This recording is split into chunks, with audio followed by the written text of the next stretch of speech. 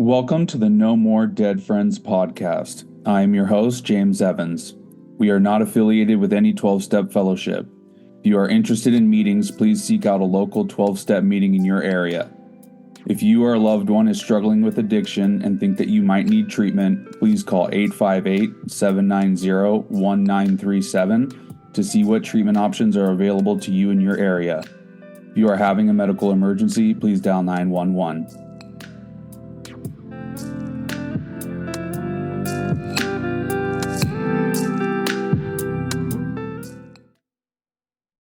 Welcome, everybody, to another episode of the No More Dead Friends podcast. I'm your host, James Evans. Today, we have a very special guest. He is a renowned addiction expert and probably the best qualification one could have, just like me. He's a recovered alcoholic of the hopeless variety, Dr. Robb Kelly. How are you doing today? Been amazing, James. Thank you for having me. Hey, guys, great to see you today. I'm very glad that Courtney connected us.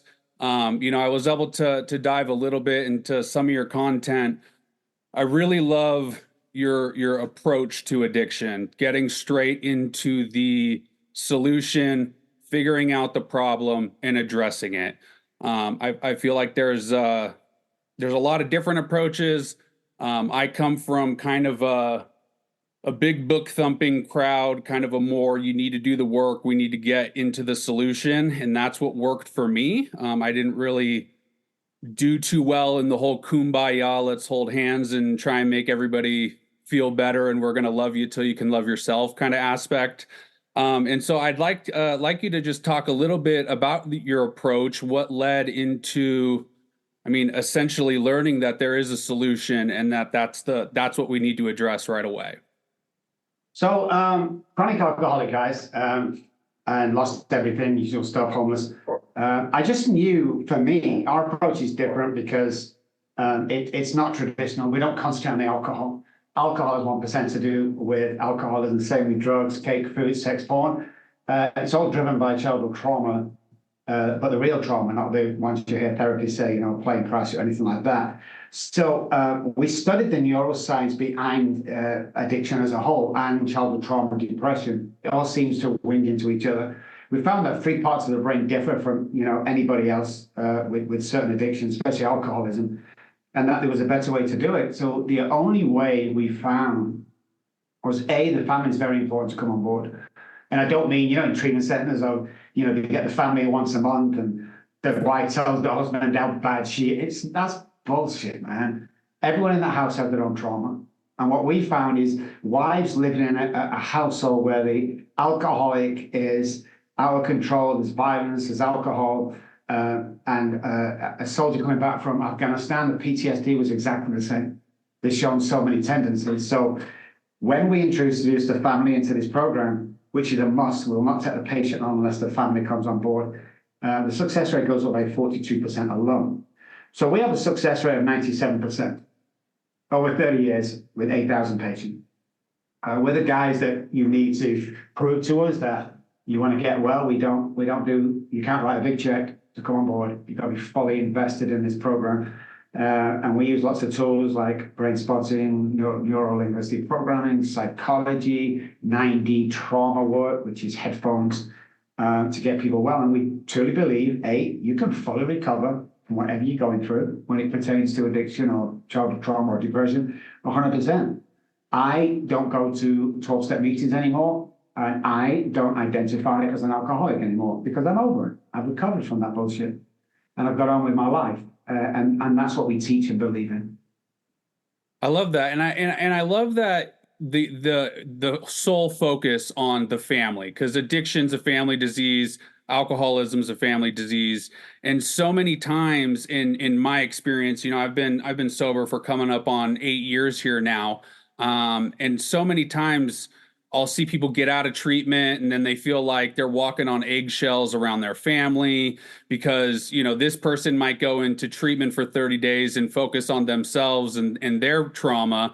And then the family just sits out there and festers. And, after 2 or 3 weeks might come in for one family group or one family session.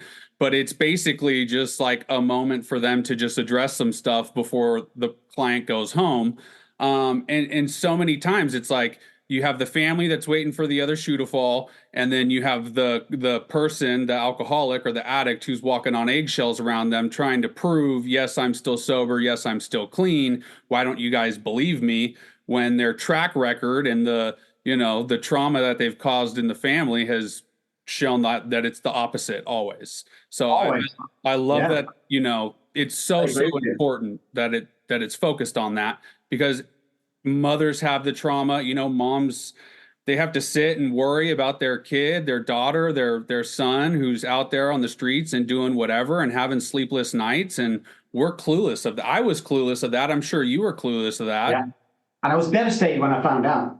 But treatment today, I mean, there are great treatment centers, don't get me wrong, James, but about 90% of them are crap. It's a respite for the family, is what I found. And the success rate is about 3 or 4%, which I found. So if you can imagine two households, okay, this is why we believe you've got to recover in your own environment. When problems happen there and then, life happens there and then. You can't be, locked away somewhere for 30 days and expect. So you have two houses, okay? This is where the alcoholic family live, and let's say it's the husband. Sorry, husband. Let's say it's the husband, okay? So what traditional people do, traditional treatment center, is let's say this house speaks German. All of them speak German. So recovery has its own language. So what happens is we pick little Johnny up from his German-speaking house, and we stick him in this new house over here for 30 days, and we teach him English.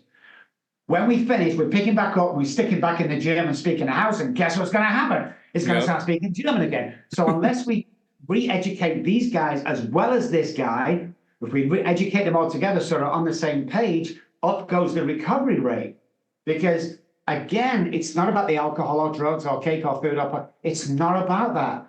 It's about all the other neuroscience stuff when it comes to rewiring, when it comes to the mind, the spiritual growth, the family, the childhood trauma, everything that we want to self-sabotage on, whatever that is for you, will go straight back there because it's hardwired into the brain.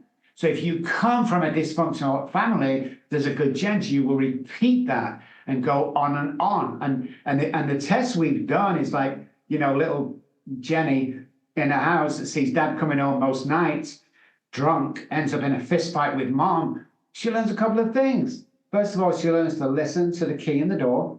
If it goes straight in, it's going to be a good night. If it jangles around, go and run and hide, it's going to be violence. But what happens when she leaves that household and she attracts her new guy or first guy, she's going to attract the same guy that ends up beating her and ends up being drunk every night coming home. To the extent that if she meets a good guy, she'll self-sabotage that relationship because it doesn't feel good. Because we attract what we think we are worth. And the mind is energy, hence the mind over matter. So the mind sits inside the brain, can't touch it, feel it, but it's energy. That connects with another energy outside us. That's how we attract to somebody. That's how we get a spiritual connection with God, Uncle Jimmy, whoever it is. And once that's hardwired for self-sabotage, that's who we go out and attract. That's how unless you break that childhood trauma and then attract the people that you really want in your life, you will always repeat the same pattern because life is mostly about pattern. So you all get on a bus, friends, you go to the seaside for the day, you have a fantastic time, you get back on the bus, which seat you're sitting, the same one, you travel there. And that's just a blatant description, an example, but that's what we do in life. We keep going back and repeating our behavior. So our term of definition of insanity is me not being able to see my own truth. Yeah, and I relate with, with the patterns, being stuck in that pattern. Like for myself, I never really got really identified with the rock bottom. For me, I always described it as I felt like I was running into the same wall, and so my patterns, I kept feeling like where there was this next step in life I was supposed to take, or this next step in an area of my life. I've always felt like I was like knocking on a door, but I just couldn't get in the room, right? And so I always felt like I was just hitting that wall with my behaviors and my patterns. And so in all that was, it was what I was ignoring on the inside and what I was unwilling to look at and unwilling to change within myself that had me to continually go through those patterns, and which eventually led to me getting sober. I know that personally, you've recovered from alcoholism. I thought maybe we could at this point take a little pivot and just focus a little bit on your story. So you grew up in Manchester in the UK across the pond. So I'm out here, I'm in Southern California. This is where I was born and raised. So I'm sure there's a lot of big lot of big culture differences, but with what we deal with, whether it's the trauma that we deal with, or we're none of us are really unique when it comes to what got us sober when we ended up at that state of hopelessness. So what did like the growing up, how did that shift from, maybe I'm just drinking casually, partying? When did that shift happen that went into now I'm a full-blown alcoholic? And what did that look like in your experience? With alcoholism, and you've got to be really careful here, guys. Alcoholism and heavy drinking and abusing are totally different. Alcoholics are born, drug addicts are made.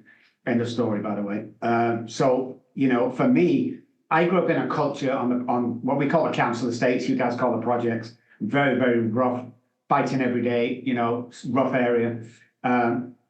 Where there were pubs on every corner. And the idea was you went to work, you came home, you went straight in the pub, and you had like 5 or 6 pints of beer, and you went home. And the wife had the dinner ready for you. If you didn't drink where I come from, then you weren't trusted. And if you didn't fight, you got picked on, you got bullied. And I did that for a lot of years. I got bullied until I started to defend myself. So the culture already is the drinking. So if you don't suffer from alcoholism, you can do that every night, go home, drink more than me, and everything's great. But for me, it's impossible to pinpoint when it crossed over. So when it crossed over, if I was to guess a year, it was probably, I want to say, I don't know, 82, 83, 82, I don't know. Around mid-80s, I would imagine, just before I came homeless, I realized that I couldn't stop drinking. And that was cross. In actual fact, I spent 14 months on the streets. I died twice on the streets in England, and they brought me back to life. I had 7 attempts. And one night, it was freezing cold, as it is in Manchester most of the time. It's pouring down with rain. 2 or 3 o'clock Monday morning, and around where the factories are, I dropped down to my hands and knees, and I started to sob. That aching sob from the belly. I wasn't crying because I've lost my wife, my children, my houses, cars, and everything in my life. I was crying because the first time in my life I realized I couldn't stop drinking. And it took all of that to realize that, shit, the alcoholic is me. Because it was in the family, but nobody told me it was in the family. So when I was going through what I was going through, nobody understood. I didn't understand that walking around the yard at 5:30 in the morning, drinking a full handle bottle of vodka before I go to work, I thought it was normal. Nobody told me that people have died early from alcoholism and alcohol abuse. So I went through this routine, worked with the treatment center out, and then swearing to God I'll never drink again, and stuff like that. So really hard to pinpoint, but once it has a hold of you, we look at the figures, 95% of real alcoholics die. And there's a handful of us that really get it and come out the other side to teach other people. So it's a misunderstood disease, to say the least. Well, just stop drinking because you're kids. The part of the brain called the hypothalamus. It tells normal people to drink water and eat food to survive. Does from birth, does a great job.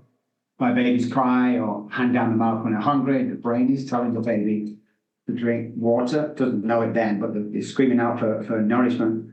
At a certain point of the drinking career of an alcoholic, the hypothalamus turns around and tells the alcoholic to drink alcohol only.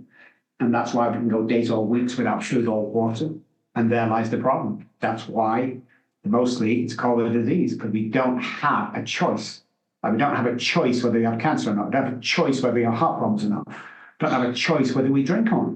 And that's the hardest thing to put across to people, unless you know the disease inside out and the neuroscience behind the disease and what it really is. We don't get sympathy of anybody.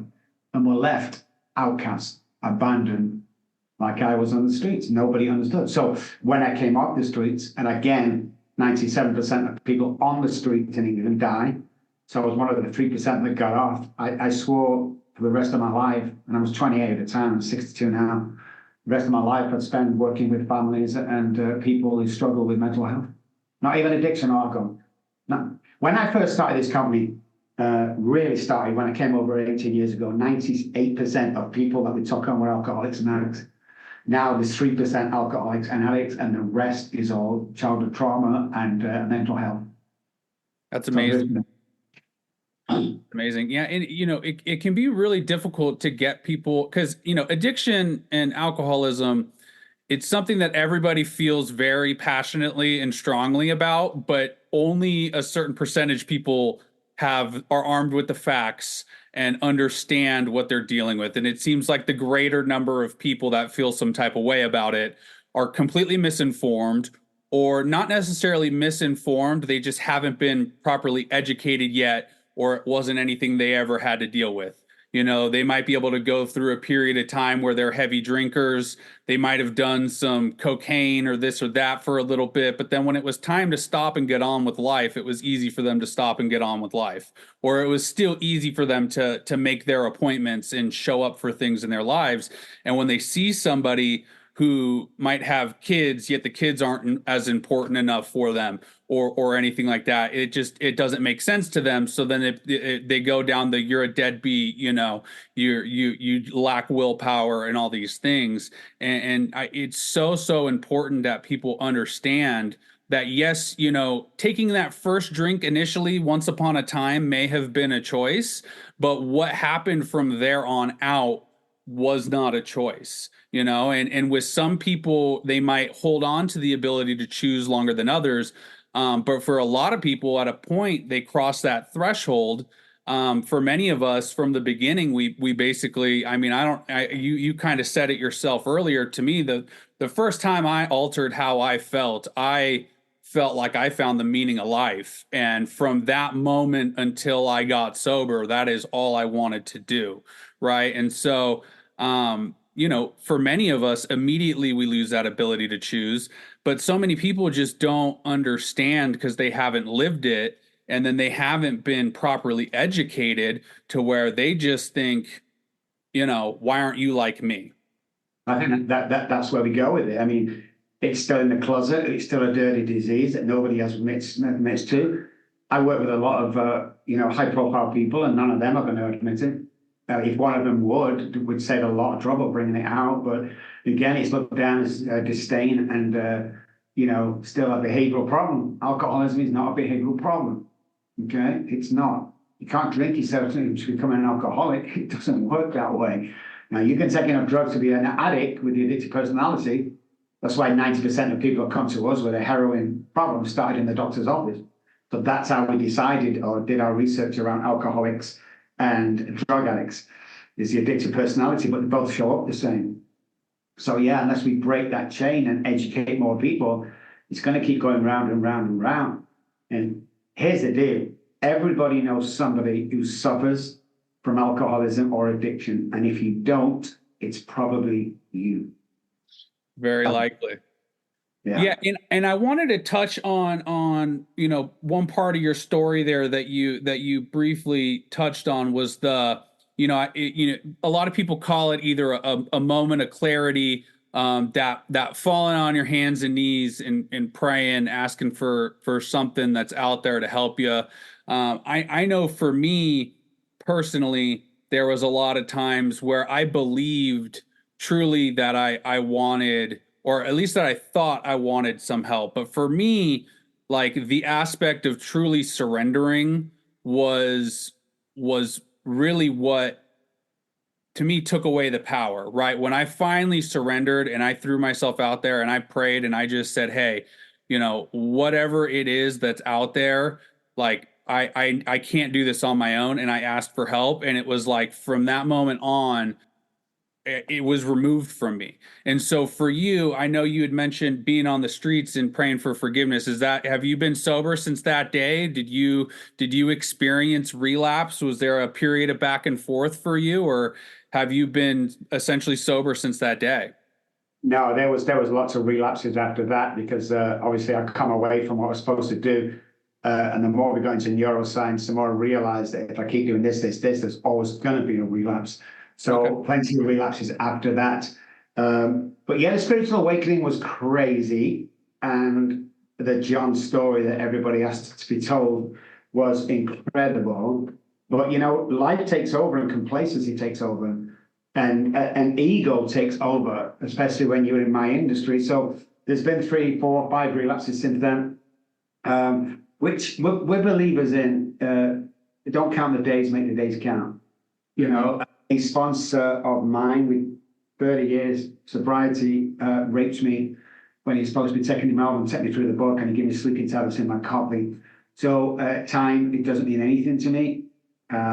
What means a lot to me is the quality of the person and how they're helping people, to get well.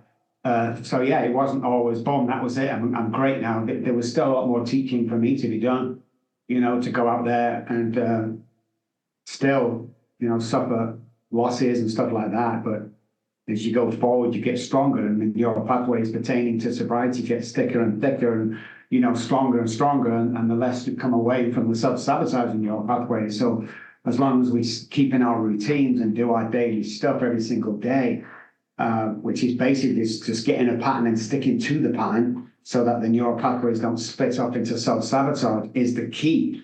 And as long as we keep doing that, we're okay. But we do get complacent. It's just a human error that happens.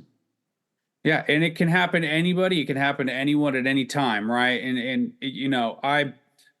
what I do for myself is I keep like a checklist of the things that I'm supposed to do every day. So even on days where I feel like I might have not done very much, I have my little checklist of things that I've done, right? I have I do business development for a treatment center in San Diego, right? So I have my checklist of things that I need to make sure I do in that aspect of my life. I have my little humble eBay store because if you can tell by my shelves, I'm a big collectible guy, but instead of just hoarding collectibles, I used to sell drugs, so it's fun to buy collections and sell stuff and do eBay. So I have my checklist of things that I need to do there. I have my checklist of things that I have to do for my health, for exercise. I've been, I'm down about 30 pounds right now, so I've been working on losing weight, and so I have to make sure that, I at least do these things every single day. And if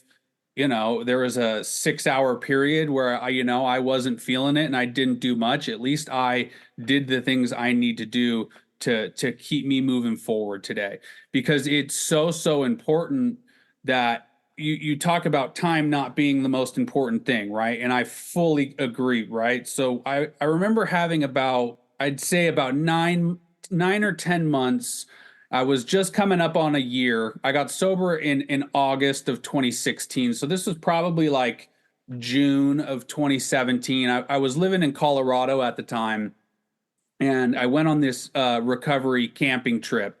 And there was a dude who was there who had like 26, 27 years at the time, and he was just fucking angry, right? He was just not a pinnacle of where you want to be with decades of sobriety. And his camping setup was in the middle. He like brought extra tents, which like I was like, oh, this guy's probably cool. Like he was just trying to help newcomers, and I'm like thanking him, and he just like kind of has an attitude with me. And it was very clearly at an early point in time for me that like just because you have some time under your belt doesn't mean you're a great person. And so I needed to see that. And I'm grateful that he's who he was, because I told myself at the time, the first thing I told myself when I was in treatment is I've been altering how I felt since I was 11 years old. So I need to give myself at least 10 years of sobriety so I even can tell what a normal life feels like and feel like I actually gave myself a chance. And then, almost a year later, I meet this dude and I went, if I got 20 something years of sobriety and I'm that angry, I'm getting loaded, because it's not that important. Now it's great. It feels great saying I've put together this many days. But the quality of those days is important. And that's what I have today. And that's what I try to hold on to. And that's what I try to keep in my regiment of what I do, because I don't want to let that go. And I used to see this time and time again, the guy in the corner with 25 years of sobriety is miserable as anything. The only time he sits up in his chair and speaks is when a new young girl comes in, 70 years old. I've got 25 years. I don't give a shit how many years you've got. When's the last time you helped somebody? When's the last time you sit down with somebody dying and really helped them out. When was the last time? And the answer is very rarely, well, not for a few years. You know, if you can go to a 12-step meeting and stay sober, good for you.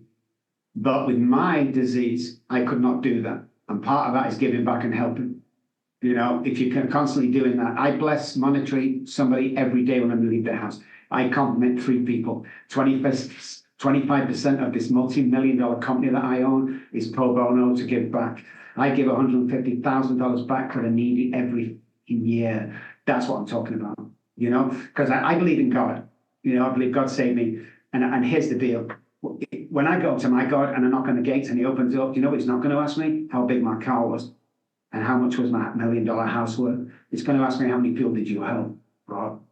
How many people did you help that was suffering from your disease? That's why he put you through all this training and all this stuff that you can help people. How many people did you help? And it comes down to that with me. So, you know, how many years you got sobriety? You should be able to tell. I've recovered from that bullshit and that I want to help other people by the way I walk. Not even open my mouth, just the way I walk. And I think we had a group started just before I left about 2 years ago, and that was our philosophy. It's like, you don't have to give me the sobriety day. Let me see you sat around a table with somebody and working that book. Let me see you go out your way to pick a newcomer up 10 miles outside the city. That's what I used to watch, you know. And I think once we help others, there's something happens chemically in our brain and spiritually that warms my heart, that gets us, you know, moving on. I've been doing this for 30 years and never get sick of it. Never, ever, ever get sick of giving something my time or my, you know, my time is very costly. You know, my hourly rate right now is astronomical because I work with these guys who demand so much from me and we're so good at what we do. But at the end of the day, if I want somebody with a call and I see somebody who can't afford and he's been texting me and I've been helping him, you know, text, then he gets my 100% attention, and everyone else gets put on hold. And I think once I keep doing that and not look at me, I'm too important, I'm too well paid to be dealing with that, you know, then freebies, then I'll be in trouble. For sure. And that's why I started this podcast. And, you know, I still do the 12-step meetings. I don't, you know, I'm not at a meeting every day like I was for my first year or so. But I still have like my home group, which is my Tuesday night men's meeting. I still have my Sunday night young people's meeting. And sometimes I might hit one other meeting a week, but usually it's 1 to 3 meetings a week that I hit. I still work with the sponsor and I still sponsor guys, you know, and it's important that for me, it's important that I stay connected there because that's my quickest avenue to helping new people. Now, when COVID happened, I ended up switching into working in the treatment world. And I sold artwork before then, decorated houses and business offices. I had a really cool gig before COVID. And then, you know, I just transferring my skills over to a new industry. I just went into the business development route and that's just what happened. Right. And so in treatment, like, yes, if I'm on the phone with people, I get to help people when they're at that ground zero level. And I really do my best, right? In my position in the treatment industry, there's 2 hats that people wear. They wear the business hat and they wear the helping people hat. And I do my best to only work with people who wear the helping people hat first and the business hat second. Yes, we all have to have that focus to keep the doors open, and you want guys who are like me and people who are like me who are really here to help people. But, you know, that's just an aspect of our job, right? And so, you know, if someone has to have a tough conversation with me about filling beds, it's not a numbers conversation that has zero emotion or empathy in it, right? It's no different than like just a pep talk on how are we making sure that I'm staying busy and doing the things I need to do, which we've already discussed that I do that, right? And so it's so important for me to have that helping people hat on first. There's times where people have the state insurance out here where they're only going to be able to go to kind of the California government run facilities, where I'll stay on the phone with those people for 3-4 days, making sure they at least get to the hospital or something, to where like I know that their crisis mode that they called me with ends in at least them being somewhere safe where they're going to get medical attention. And that's not anything that benefits me, the facility that we work at, anything. Nobody benefits financially. It's literally about me just doing the right thing and making sure I help somebody, because I've been that person on the other side of the phone who, I fell down the stairs with a bottle of Jack Daniels in my hand on my way downstairs to tell my mom and my sister I need to go to rehab. I literally fell down the stairs with a bottle of Jack in my hand and sat there at the bottom of the stairs crying, saying I need to go to rehab, right? If there's not the picture perfect, hilarious clip of something you'd see in a movie of like, yeah, this person's an alcoholic and they need to go to treatment, that's who I am, and I don't forget that. And I know what it's like to be there and be vulnerable and to need someone in your corner who's going to fight for you. So I carry that with me everywhere I go. And so I have 12-step meetings that allow me to reach new people. I'm able to reach new people with work, but it's work, and I have that separation of church and state with it. And then I created this podcast because I meet a lot of really cool people in the treatment industry that I just love our conversations that we have, and I want to bring that to a new audience. And B, I know that there's so many people that they don't necessarily know how to find meetings, but they can find a podcast somehow, whether it's through Instagram Reels or YouTube or, any of the different ways that we get content out these days. There's a chance that there's somebody who doesn't know what's out there, just like I didn't know about 12-step meetings or rehabs or this or that, or treatment modalities or cognitive behavioral therapy, which turned into my favorite treatment modality because I'm so insane and my thinking is so skewed that when I finally got to look at those distortions in the mirror, that's what I gravitated towards. But there's so many people who just need to be educated simply, and they need to know that there's treatment options, and they need to know that there's levels to this thing. And I love a lot of what you've talked about so far, because so many people who come from 12-step like I do, that's the only way, right? Even though our book tells you we don't have a monopoly on treatment, right? They still believe that this is what you need to do for the rest of your life. And I've learned that that's just not the case. I still do it because I love it. And I speak that language that's spoken there. And I like to find new people, but anything that people can get that that gets you the same thing that those 12-step meetings will get you, I believe, there's other ways this can be done. If there's a way you can build a sense of community, if there's a way that you could do the inventory of yourself and look at your core, your core issues, that trauma and all that type of stuff, if you really do the work on remedying yourself and then remedying the exterior of your world, going and remedying stuff with the family and friends and your community, and then having some sort of a spiritual experience and then giving back to others, there's so many other avenues that you can have those experiences.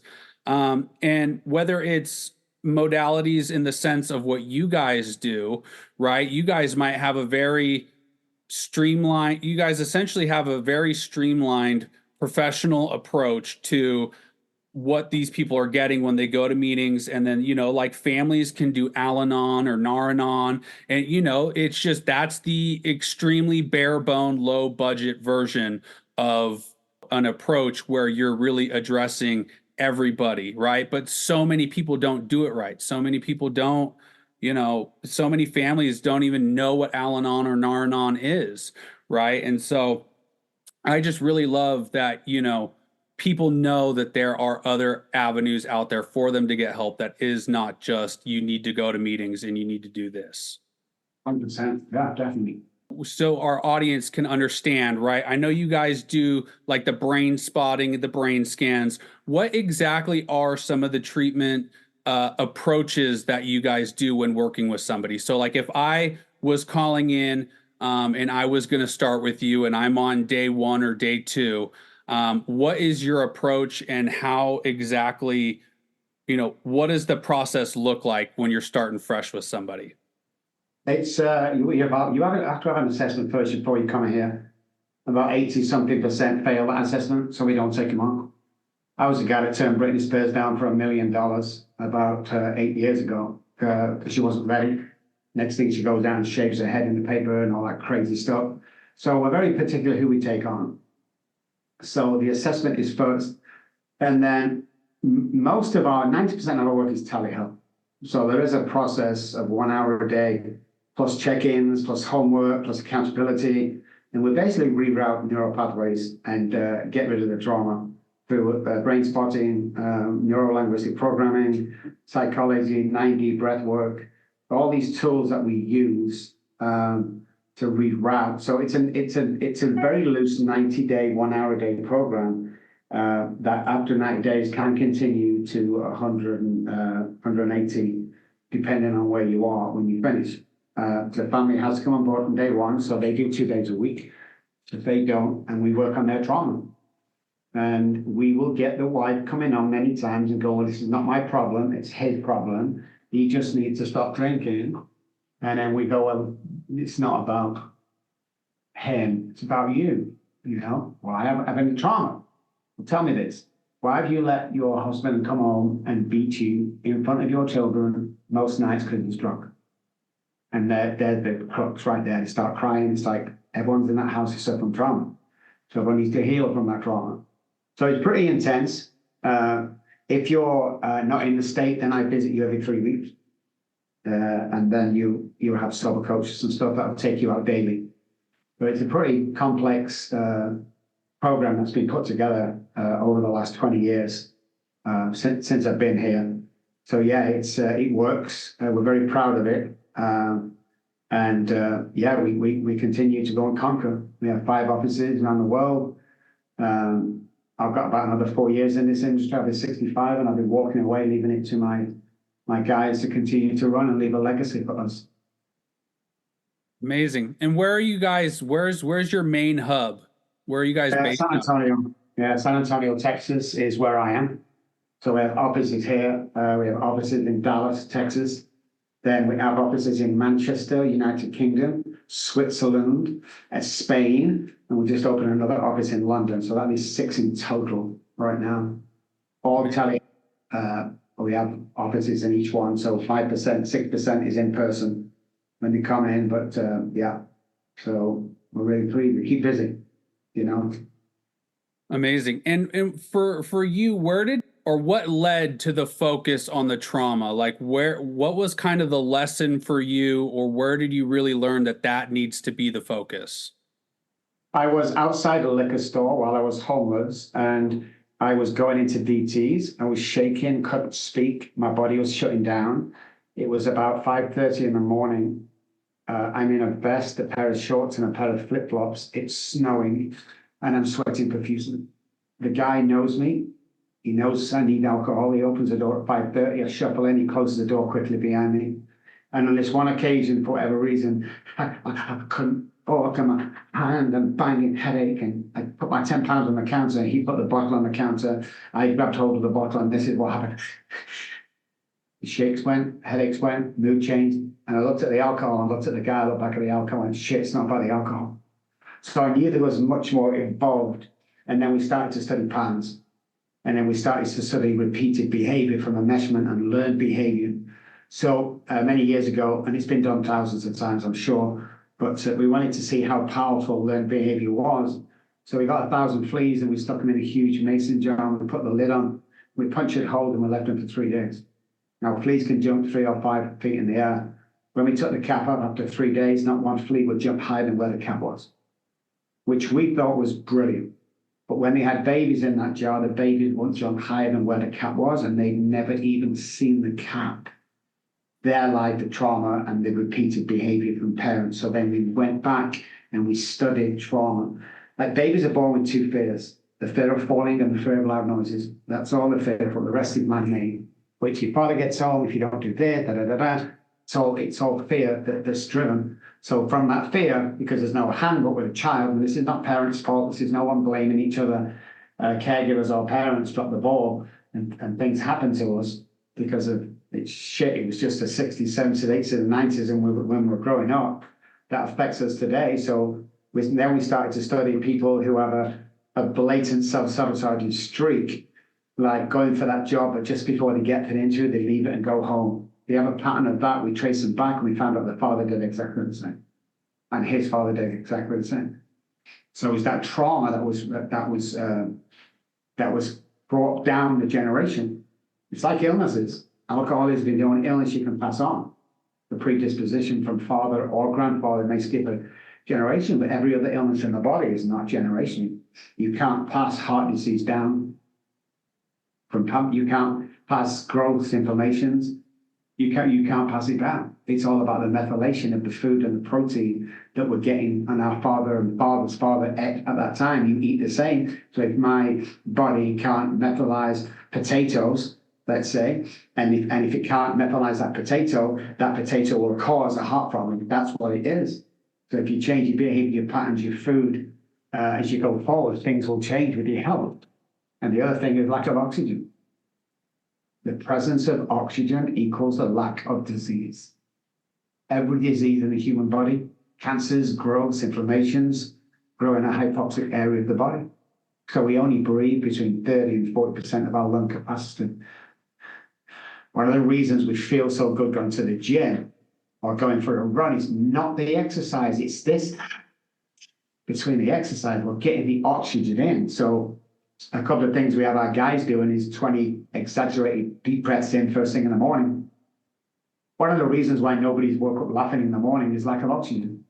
So when we get up in the morning, we stumble into the bathroom, our head's still foggy, there's no oxygen, and we start off our day shit. So most likely we're going to have a shit day. And once we get the oxygen inside us first thing in the morning, we go into the bathroom, we do our mirror work. 6 feet away from the mirror, I love you 10 times. The reason why we stand 6 feet is an optical illusion with the human being. When we get close to the mirror, we see all our blemishes. So we psychologically and possibly subconsciously go out to the day thinking that this is how people see us. Or when's the last time you went in the office? Hey, Jimmy, good to see you. We don't do that. But when you stand 6 feet away from the mirror, the blemishes disappear. And lastly, if you're right-handed and brush teeth with the right, do 1 week left, 1 week right, 1 week left, 1 week right. It's changing thought patterns, it's changing behavioral patterns and neural pathways as we go forward, and everything that changes moves us forward. It's not about the alcohol. It's not about the drugs, it's not about the sex, food, porn. It's nothing to do with that. 1%, if that, it has.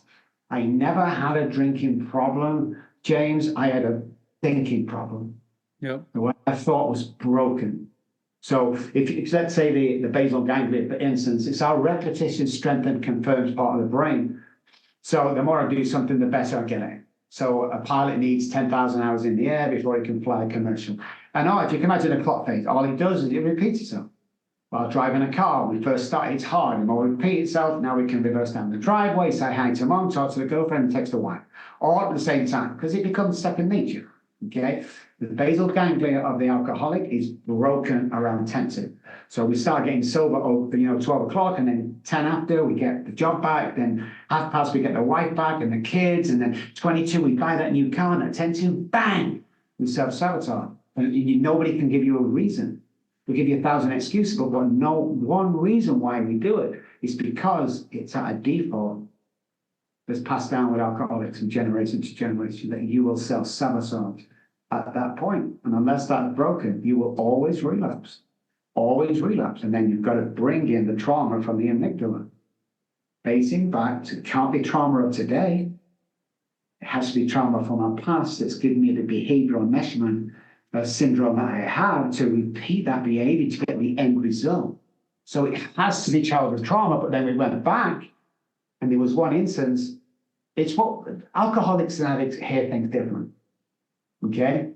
And people go, when I say that to alcoholics, go, oh my God, yeah, the wife or mum used to say something. Me and my brother were stood on our kitchen table, and my mum came in, and she said to both of us, get down off that table, you idiot, get down before your dad gets home. My brother jumps down, and I freeze. Why do I freeze? Because I've heard, get down off that table, is what I've heard. And it shocks me into freezing. Nobody knows about that part of childhood trauma that we're not studying in depth. So normal people, childhood trauma, divorce, fall off a slide, where alcoholics and addicts, totally different arena. The tiniest thing, we're very sensitive people, the tiniest thing. I used to be dropped off by mum and dad when I was about 6, 7, 8 years old. at a friend's house while they went out drinking Friday and Saturday. As soon as the car left the driver, we were told to take our clothes off and run around the house, call a naked game. The adults would chase us and molest us and everything. I thought it was normal. But for many years, when I became a semi-professional bodybuilder, I would never take my t-shirt off. Not in the pool or nothing. I was embarrassed, even though I had a perfect physique that came from that trauma. And unless I knew that and cleared that up, I would suffer from that the rest of my life. That is addiction.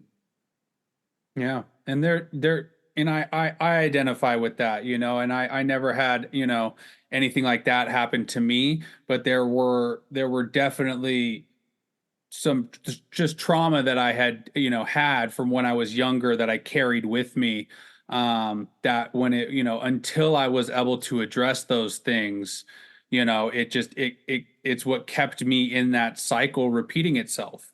You know, it kept me in that same behavior because I was unwilling to look at these things and not necessarily, not that I was unwilling to look at them because I acknowledged certain things about myself, but unwilling to do the work behind it, right? Unwilling to get to the other end of that, to process it and not just shrug it off and continue to drink and repress those feelings and those emotions, but actually do some work and do some healing and get to the other side of that.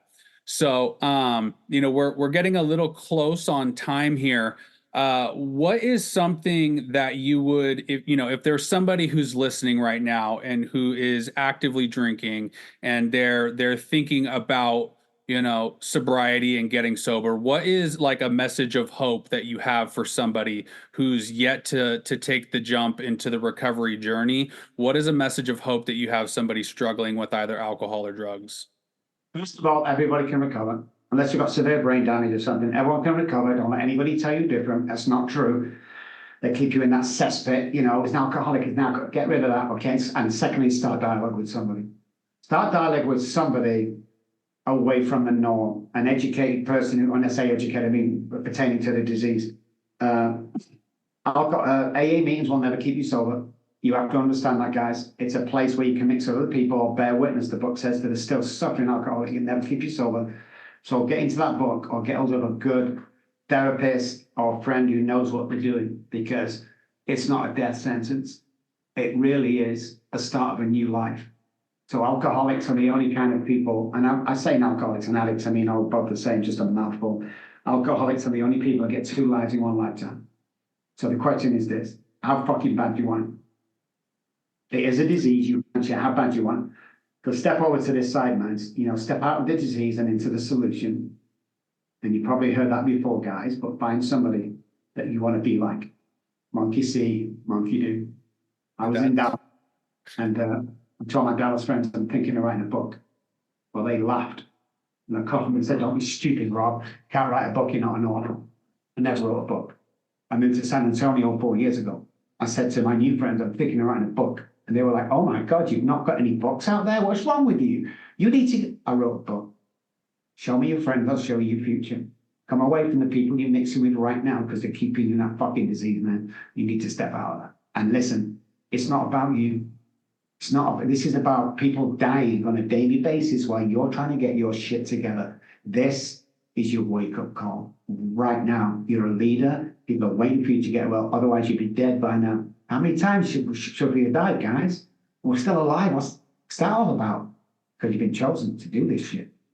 Call me. Come and text me. I'm not going to charge you anything. Come find me on Facebook or something. We'll talk.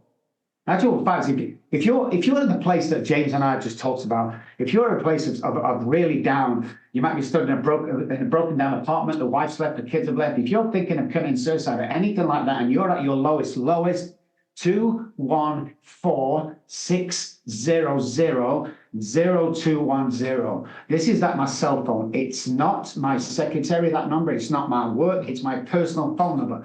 You text that phone number. Text, because I'm always busy. I will text you back and we will arrange a 15-minute pep talk that will change your life. And do you know what it doesn't? I'm going to send you $100 for wasting your time, because I put my money where my mouth is. My feet are always in the trenches. And hey, I'd rather say I spent 15 minutes with this guy who's now somebody than hear of your suicide next week. 100%. I love that. It's amazing. Yeah, and just touching on a couple of the elements that you just talked about there, when you say it's monkey see, monkey do, that's all I've been emulating since I got sober. And I've helped other people get sober. I've worked through my own issues, and I've gotten to a place where I've built a life that's worth living for myself. And have gotten married, and me and my wife are able to do a lot of really, really cool things in recovery. And it's all been monkey see, monkey do. It really is that simple. There's there's a lot of trauma and there's a lot of work to do that I'm not making light of. There's a lot of serious things in the realm of recovery, but when it really is that simple, right? Yes, And you just said it, James. It's the helping. It's the, you might still have a lot of trauma yourself. I guess I've still got some, I'm sure I have. But on the interim period, I'm helping people. There's a great story that I always tell. Is this guy walked to the Golden Gate Bridge and he threw himself off and he killed himself. And the police dragged his body out and they found out where he lived and he went back to his apartment to try and get next of kin. When they got there, they found a letter on the table. And it read, I'm going to walk to the Golden Gate Bridge and throw myself off and kill myself unless somebody on the way smiles at me, says hello. In that case, I'm going to turn around and walk back. So the question is this, guys, today. How many people have you walked past today heading to the Golden Gate Bridge? Boom, mic drop. You never know when someone, a nod, a smile, anything. You might have your own trauma going on, but you can save somebody's life and you'll never know it, but you'll save somebody's life. Beautiful. Love that. Really quick, I know you just dropped your number. What's your website? I don't know if you have Instagram, Facebook, all that stuff. How can people find you and everything they need to know about you? So if you're just listening or watching, my Robb Kelly, ROBBKELOY.com, 2 B's, ROBBKELOY.com. Come see us. Jump on social media, man. Dr. Robb Kelly, remember 2 B's. Any search engine, you'll come up finding loads of stuff on there. Come say hi. If you contact me, I don't sell my service on it or anything like that. But if you contact me, there's a book out there. If you want it, give me a text. I'll send you a signed copy free of charge. I'll pay for the package, posting and everything. I just want you to do better than me, guys. Love that. Beautiful. Well, I really, really, really appreciate your time today, Robb. It's been an awesome conversation, and I'm going to have to check out that book myself because I really do love your approach, love a lot of the stuff that you do. Once again, thank you to Courtney for finding my podcast and connecting us, because if it wasn't for that, I wouldn't have found you and been able to. I'm all about these new experiences that we get to have in recovery. And sometimes all it takes is somebody opening a door for us. And then you find out about all this different stuff that you just would have, remained clueless about. So thank you very, very much for your time. That's all the time we have today, folks. See you next time. Thank you for listening to the No More Dead Friends podcast. I'm your host, James Evans. We are not affiliated with any 12-step fellowship. If you are interested in meetings, please seek out a local 12-step meeting in your area. If you or a loved one is struggling with addiction and think that you might need treatment, please call 858-790-1937 to see what treatment options are available to you in your area. If you are having a medical emergency, please dial 911. For information about our clothing line, please go to nomoredeadfriends.etsy.com. The No More Dead Friends podcast is made for educational, promotional, and entertainment purposes. It is essential to understand that the topics discussed in this podcast are based on general knowledge and are not to be considered as professional treatment advice. Please consult with qualified medical professionals before making any decisions or taking any actions based on the information in this podcast.